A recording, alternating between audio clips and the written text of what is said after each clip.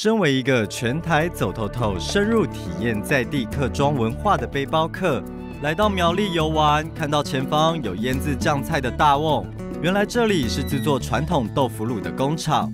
工厂的郭大哥说，他刚好有块压干的豆腐，准备要切丁，我可以一起帮忙。听一下那个声音。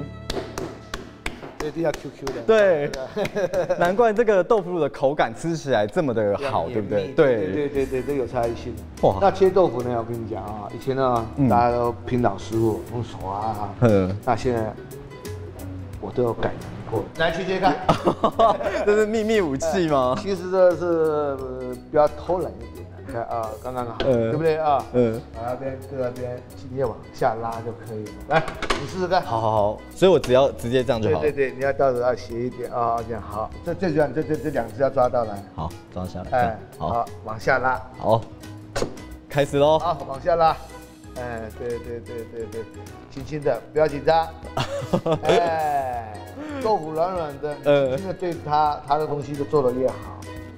用秘密武器把豆腐切丁，经过盐巴腌制，再放入烘干机烘干，就可以装罐，加入曲菌，让它发酵。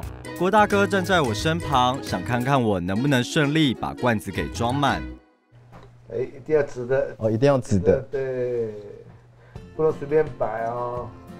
哦，我才放第一层啊，我就发现其实这个是真的蛮耗人力的，就是费时费工。对呀、所以小时候应该都是帮忙做这个，对不对？以前小时候暑假你想出去玩，门都没有，还想说出去旅游，对不对？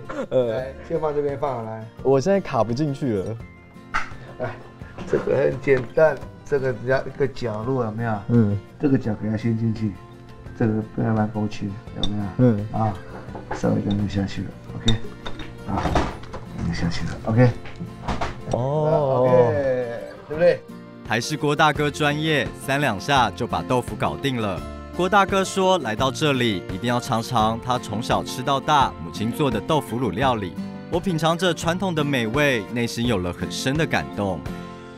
一个简单的豆腐乳啊，就能看得出阿婆一家人的用心与坚持。 阿婆一家人那么坚持在这个传统产业啊，其实最重要就是怀念小时候记忆中的这种老味道，也让吃到的我们呢，能感受到这么简单却印象深刻的客家味。